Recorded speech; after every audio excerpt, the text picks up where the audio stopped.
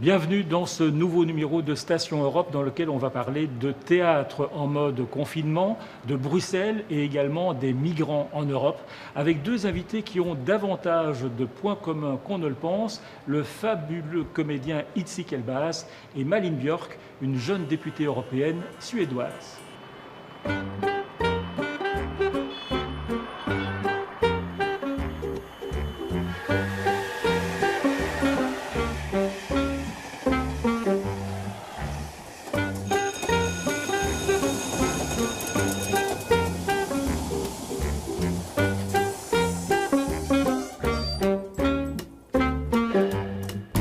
On se retrouve dans la très belle maison de l'histoire européenne, juste à côté du Parlement européen.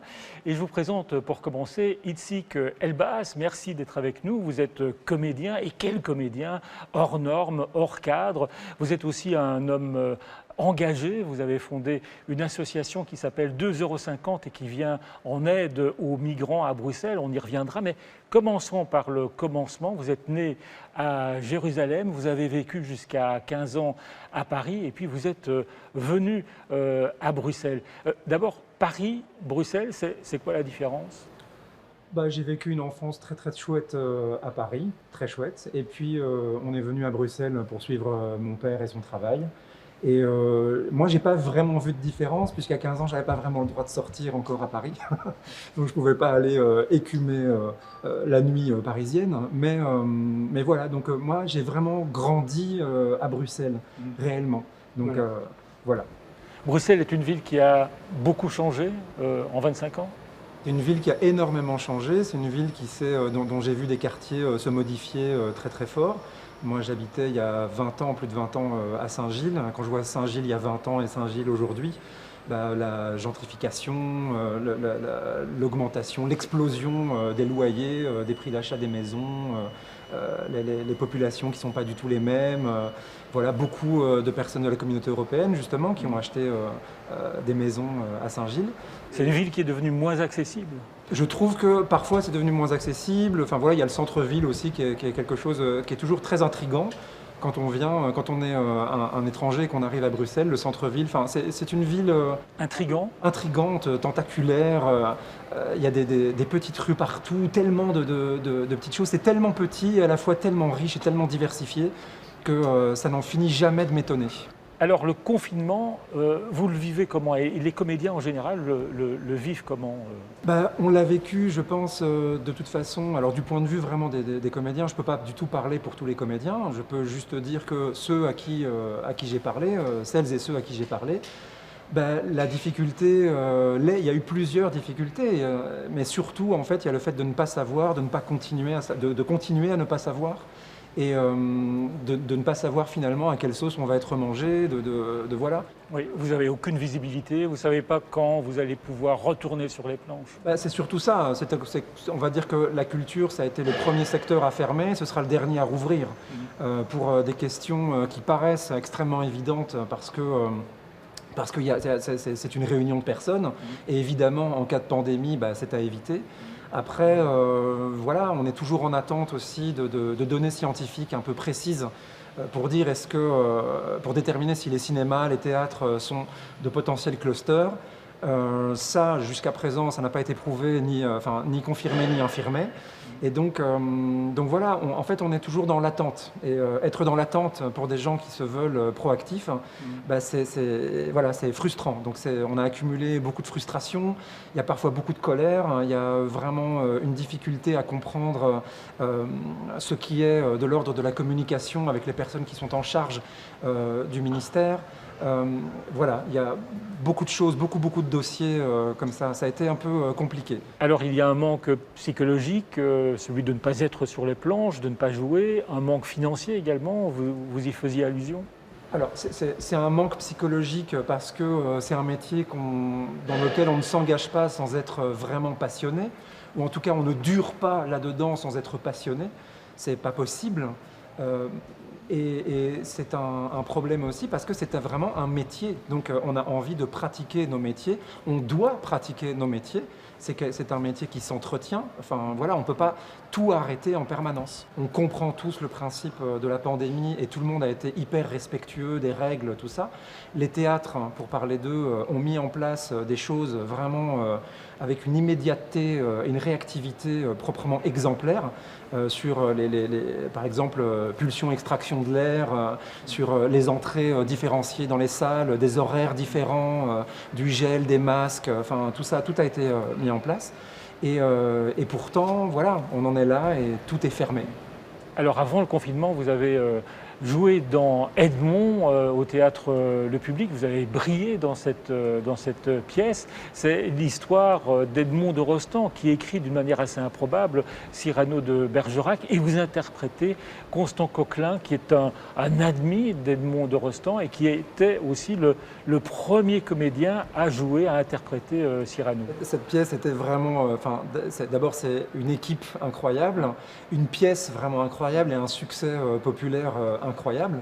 Donc, et puis c'était vraiment de la joie, de la joie, de la joie.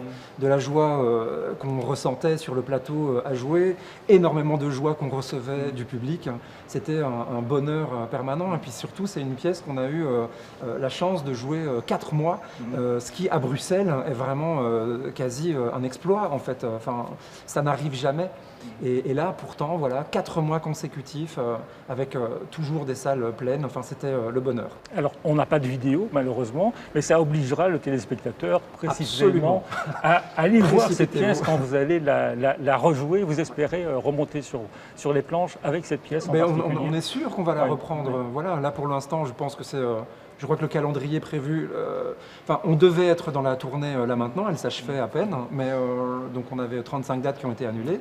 Et puis, je pense qu'en 2022, a priori, oui, si je me rappelle bien mon agenda, c'est ça. On doit reprendre Edmond, donc évidemment, on en fera la publicité. Alors vous êtes aussi un citoyen engagé, vous avez créé il y a quelques années un collectif citoyen qui s'appelle 2,50 €, vous l'avez créé avec une autre comédienne. 2,50 €, c'est le prix d'un repas que vous distribuez chaque semaine à des centaines de migrants à Bruxelles. Pourquoi avoir décidé de fonder, de créer cette association ?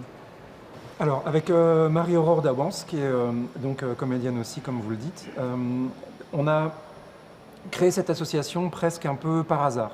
Un jour, tous les deux, de façon en parallèle, on a répondu à une annonce sur Facebook de personnes qui disaient il manque autant de repas pour une distribution au parc Maximilien. Et donc, tout simplement, on a décidé de faire une dizaine de repas chacun en allant faire... on a été au magasin, on a fait des sandwichs, on a mis des trucs, tout ce qu'on nous a dit de mettre dedans. Et puis, il y a eu une frustration un peu terrible parce qu'il manquait quelque chose comme 500 repas et la cohésion entre plein de citoyens comme nous avait réussi à produire 450 repas, donc il en manquait 50. Donc je me suis dit, oh là là, il y a 50 personnes qui ne mangent pas. Et c'est des paquets individuels qu'on remet à chaque fois, mais il y a 50 personnes qui ont le ventre vide. Et ça nous a rendus vraiment fous, complètement fous, en disant, mais comment c'est possible ? Comment c'est possible que des gens ne mangent pas ? Donc l'incohérence comme ça. Et puis on s'est rendu compte en fait simplement de l'économie de la chose. C'est-à-dire qu'est-ce que ça coûtait ? Nous, avant qu'on arrive à faire un plan économique, avant qu'on arrive à réduire les coûts de ces repas, ce qu'on fait maintenant, ça ne coûte plus 2,50 € pour en faire, et tant mieux parce qu'on a optimisé la chose. Mais on s'est dit, pour notre première incursion là-dedans, ça ne coûte que 2,50 € pour faire un repas. Donc d'où le nom, qui est venu vraiment par hasard, on ne savait pas comment l'appeler, mais ça s'est appelé 2,50 €. Et suite à ça, en fait, on a simplement parlé, on s'est dit, si tu veux, la prochaine fois, on le fait ensemble. Et puis, en fait, il y a d'autres personnes que ça intéresse de le faire, etc., etc., etc. Et on n'a pas bien compris, tant mieux, mais une semaine plus tard, il y avait 3000 personnes sur un groupe Facebook. Et aujourd'hui, il y en a 11 000 sur le groupe Facebook. Et c'est un mouvement qui est exclusivement citoyen, qui ne reçoit absolument aucun subside. Et ce qu'on a fait, c'est que les gens ont la possibilité de verser une petite participation de 2,50 € par mois, 5 €, 7,50 €, 10 €, etc., etc. Et nous, en fait, c'est une association qui n'a aucun frais de fonctionnement, à part une connexion Internet. Et avec ça, on se débrouille, on a organisé des équipes pour acheter de la nourriture, la constituer en repas, livrer parfois des repas chauds, parfois des repas froids. Ça dépend de ce qu'on peut faire. C'est pas du tout professionnel, c'est uniquement citoyen, c'est apolitique et ça n'a que pour but en fait de prendre soin de personnes qui en ont besoin, réellement besoin. Alors aujourd'hui, vous vous êtes retiré, vous vous êtes mis en retrait en tout cas de 2,50 €. Pour quelle raison En fait, faire ça, c'est quelque chose qui est un double métier. Et il y a quelque chose qui est un peu frustrant au fur et à mesure, c'est d'avoir mis en place tellement de choses. Ça continue et j'en suis hyper heureux. Mais en fait, il y a une fatigue émotionnelle et physique parfois qui a été telle que j'ai préféré me retirer pour ma propre santé parce que ça engage, je veux dire, faire du militantisme, faire des actions comme ça toutes les semaines et tout ça quand on a une vie de famille, quand on a un métier, c'est beaucoup de choses en plus. Et le problème, c'est qu'on a vraiment mis en place, la réussite, c'est qu'on a vraiment mis en place quelque chose qu'on a essayé, pas les seuls du tout, on n'est pas du tout la seule association sur le terrain, il y en a des dizaines des associations. Mais on a essayé en fait d'avoir des communications réelles, encore une fois avec le politique. Donc moi je fais des parallèles entre cet aspect-là et puis la culture aussi. Mais où en fait il y a beaucoup de mots et excessivement peu d'actions. Ce que vous voulez dire, c'est que c'est bien que le citoyen vienne en aide aux migrants, mais quelque part, c'est faire le boulot que l'État devrait faire, que les politiques devraient faire. Mais c'est exactement ce que je dis. Oui. Voilà. C'est pas possible que dans la capitale administrative européenne, au cœur de l'Europe, il y a encore des centaines de personnes à qui on doit amener des choses, qui n'ont absolument pas les moyens d'avoir une régularisation qui leur permettrait d'avoir un travail, qui leur permettrait de s'intégrer. Il n'y a rien du tout, il n'y a pas de prise en charge ou quasi pas. Voilà, quasi pas. Donc je comprends, évidemment, je n'ai pas du tout envie de faire quelque chose de populiste là-dessus en disant il suffit de. J'ai bien compris que la question de la migration était très complexe, très nuancée, mais par contre, le résultat, on peut m'expliquer à quel point c'est complexe et nuancé, bien sûr, mais ce n'est pas possible que les besoins naturels, comme avoir chaud, avoir de la nourriture et avoir un accès à de l'eau potable et à des toilettes, ce soit si compliqué aujourd'hui dans une capitale qui a autant d'argent. Itzik Elbaz, merci de nous avoir accordé cette interview. Je vais rejoindre maintenant Malin Björk, une jeune députée suédoise. Malheureusement, vous n'allez pas pouvoir la rencontrer parce que pour des raisons sanitaires, vous ne pouvez pas entrer pour le moment au Parlement européen, mais vous aurez l'occasion de lui poser une petite question à distance. Et moi, je me dépêche maintenant de quitter cette très belle maison de l'histoire européenne et de rejoindre notre plateau au Parlement européen. À tout de suite.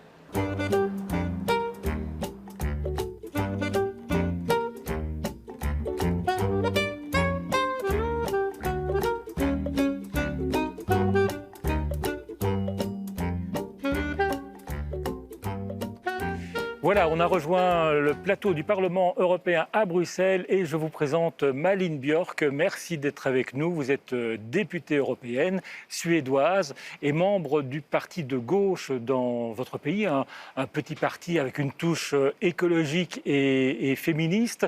Et vous êtes dans l'opposition, même si le gouvernement suédois est un gouvernement de gauche avec les sociodémocrates, les Verts. Alors, la Suède n'a jamais confiné. C'est une politique qui a parfois été montrée en exemple et aussi très décriée. Qu'est-ce qu'il faut en penser finalement ? Je suis suédoise, j'ai suivi les stratégies. Je trouve qu'on a été assez juste dans sa stratégie. On a toujours traité le problème comme une situation globale de santé publique. Et la santé publique, c'est beaucoup de choses, comme vous savez. Et je trouve que notamment de ne pas fermer les écoles ce printemps, très très important. Et la Suède était une des seuls pays à garder les écoles ouvertes. C'était très important pour les enfants notamment. Et d'autres choses qu'on a fait, on a vu des échecs, c'est par rapport à la protection des personnes les plus fragiles, les personnes âgées notamment. On n'est pas les seuls à avoir eu ces problèmes-là. Mais je vois que chaque pays adapte ses stratégies. On est deuxième vague maintenant. On ne sait pas si on aura une troisième. Et je pense qu'il faut savoir aussi adapter son stratégie. Je trouve que la Suède fait un peu plus dur maintenant. mais c'est aussi assez cohérent parce que la situation est pire. Mais c'est vrai que quand on compare les chiffres à ceux de la Belgique, par exemple, 2 fois moins de morts en Suède qu'en Belgique, proportionnellement, bien sûr. En revanche, quand on regarde les pays voisins, la Finlande, la Norvège, on voit que vos chiffres ne sont pas bons. Tout à fait. La Suède aime se comparer à ses voisins nordiques, évidemment. Et justement, c'est pour ça qu'il y a un débat, justement, et notamment beaucoup sur la protection des personnes âgées et comme on n'a pas réussi, surtout dans les institutions, de protéger ces personnes. Alors, il y a le problème du masque, le problème du confinement, mais cette pandémie pose d'autres questions, le rôle de l'État notamment dans la politique de santé. Hein. Moi, je trouve que les vraies questions ne sont peut-être pas celles de masque ou pas masque, 7 jours de quarantaine, 14 jours de quarantaine, mais comment on s'organise, comment on organise nos sociétés pour être résilient, pour résister à ces chocs qu'un choc. Donc, je pense qu'il faut s'organiser d'une façon beaucoup plus solidaire. Nos systèmes de santé publique ne sont pas assez ressourcés avec des infrastructures et des investissements et du financement. Les gens qui y travaillent doivent être mieux payés, mieux les personnels de soins. Quand vous dites ça, vous parlez de la Suède ou la vous Suède, parlez de l'Europe, de la Belgique, par exemple? Tout à fait, mon pays, mais aussi au niveau européen et au niveau mondial, je dirais. Je pense que ça montre aussi comment on organise notre économie, qui n'est pas très durable et pas très résilient face à une crise comme cette pandémie. Je pense donc qu'il y a un moyen, plutôt une nécessité de repenser certaines choses. Et pour moi, ça montre aussi qu'on est interdépendante. On ne peut pas se désassocier des autres. Et alors, il faut organiser nos sociétés d'une façon un peu plus solidaire. Mais on a vu qu'à cause ou grâce à la pandémie, on a demandé à l'État d'intervenir beaucoup plus dans la plupart des pays européens. Ah oui, cette pandémie a montré qu'on ne peut pas faire confiance au marché ou que les structures privées vont résoudre ça. C'est vraiment... Le système de santé en Suède est très privatisé. Hein. Oui, mais je veux dire justement, c'était le système de santé publique qui a dû intervenir et qui a dû gérer. Et on a vu qu'on a fait appel aux États d'intervenir dans l'économie d'une façon très, très importante. Et je pense qu'il faut réfléchir un petit peu comment on s'organise pour être plus résilient face à des crises pareilles. Alors, vous vivez aujourd'hui à Bruxelles. Vous êtes installé ici avec une partie de votre famille. Bruxelles-Stockholm, c'est quoi la différence? Je ne suis pas de Stockholm, donc je n'ai jamais vécu à Stockholm. J'y travaille beaucoup. Mais je suis de l'autre côté, de Göteborg. Notamment, il y a beaucoup de différences. Moi, j'aime mon pays. J'y suis tout le temps, mais voilà, j'aime ici à Bruxelles aussi. C'est plus ici à Bruxelles, c'est éclectique, je dirais que c'est très divers. C'est aussi parfois cosmopolite. Oui, mais c'est aussi imparfait. C'est pas cosmopolite de la même façon que Londres, je dirais. C'est imparfait et dans ça, il y a une richesse aussi. Il y a une richesse des choses qui se créent, beaucoup de festivals de films, de musique, des initiatives citoyennes qui se créent. Et voilà. Mais il y a plein de choses qui me manquent avec la Suède aussi. L'organisation, l'humour, aussi dans le secteur culture, etc. Il faut dire que vous vivez vraiment à Bruxelles, ce qui est assez rare pour un député européen. La plupart ne sont ici que de passage, alors que vous êtes quand même vraiment intégré dans la vie de cette capitale de l'Europe. Vous ne faites pas partie d'une bulle comme beaucoup. Mais c'est pas à moi de juger, mais le fait que ça fait plusieurs années que je suis ici, que j'ai mes enfants dans une école communale à Bruxelles, fait que j'apprends plein de choses. Hein. Et donc, on vit un peu différemment peut-être que les députés qui font la navette entre Bruxelles et leur pays, ça c'est clair. Voilà. Alors, Malin Björk, malheureusement, vous n'avez pas pu rencontrer Itzik Elbaz, mais il a une petite question à vous poser, si vous êtes d'accord. On va l'écouter. Bonjour Malin. Alors d'abord, vraiment désolé qu'on ne se rencontre pas. J'aurais vraiment préféré que ça se passe comme ça. Ma question concerne, on va dire, la question migratoire. Et je voulais savoir, d'après vous, quel serait le rôle idéal de la communauté européenne sur cette question. Alors, réponse, Malin Björk. Le champ est vaste. Hein. Ouais. Bon, d'abord, à Itzik, que moi aussi, suis désolée de ne pas le rencontrer en vrai ici, mais j'espère qu'on pourra se voir dans un spectacle, une salle de spectacle à Bruxelles, dans pas trop longtemps. Et moi, j'ai beaucoup travaillé avec la question des réfugiés et migrants. Et moi, je pense que l'Europe, aujourd'hui, joue un rôle très, très négatif. Donc, la situation de l'idéal, ce sera évidemment d'arrêter certaines choses et commencer d'autres. Arrêter la violence aux frontières. Arrêter les discours haineux et racistes qu'on entend de la part de l'extrême droite, mais qui aussi se propagent dans d'autres milieux. Et à la place de mettre tout l'argent sur une politique plutôt répressive, changer les données en dirigeant cet argent pour organiser un accueil décent, un vrai accueil des gens qui viennent ici, de partager la responsabilité entre les pays. Je veux dire, on est le continent le plus riche de l'Europe, du monde. Évidemment qu'on peut faire ça. Évidemment qu'on peut, si on veut, si on s'organise au niveau politique pour ça. Donc, changer le financement de l'Europe, arrêter avec Frontex et cette brutalité aux frontières, et soutenir toutes les associations, tous les citoyens qui s'organisent et qui viennent à l'aide des migrants. Alors, précisément, Itzik Elbaz a créé cette fondation 2,50 € qui vient en aide aux migrants, qui leur offre des repas. Est-ce que vous trouvez normal que ce soit les citoyens qui doivent prendre ce type d'initiative? Est-ce qu'ils ne feront pas le boulot de l'État, comme je lui posais la question d'ailleurs? Moi, j'ai pas toujours été une femme politique. J'ai été dans la société civile, j'ai été militante aussi. Donc évidemment que les changements, c'est créé par le terrain. Mais comme femme ou homme politique, tu as le choix. Est-ce que je soutiens ce qui se passe maintenant sur le terrain au niveau de solidarité? Ou est-ce qu'au contraire, je les persécute, j'essaie de les supprimer? Et moi, en Europe aujourd'hui, on voit quand même beaucoup de femmes et des hommes politiques qui essayent de balayer ces gens du terrain. Je trouve ça très, très grave. Donc vous comprenez Itzik Elbaz quand il dit qu'il est un petit peu fatigué de voir que les citoyens se dépensent énormément pour venir en aide aux migrants, mais que les politiques ne prennent pas le relais. Non, absolument, absolument. Ouais. Nous, autant que personnes mandatées politiquement, on doit prendre le relais, on doit prendre cette responsabilité. On doit non seulement soutenir cette initiative, on doit aussi mettre en place des structures plus publiques, disons, et étatiques, qui peuvent faire ça avec plus de ressources, plus de structures. Mais je vois que dans certains pays, il y a ça qui se passe, dans d'autres pays, c'est tout le contraire. On essaie presque de les mettre à côté. Et donc je comprends cette frustration et moi je le partage.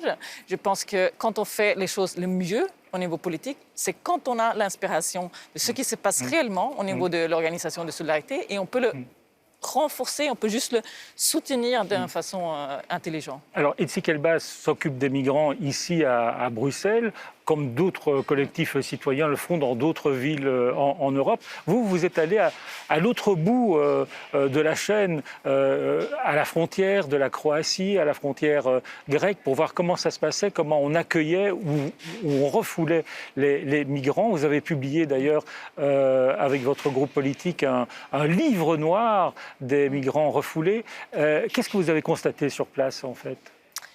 J'étais dans le Balkan, donc en Bosnie-Herzégovine, et en Croatie, en Slovénie, en Serbie. Et là, il y a une des frontières où la brutalité est systématique contre les gens qui essaient d'entrer en Europe. C'est illégal et c'est criminel ce qui se passe.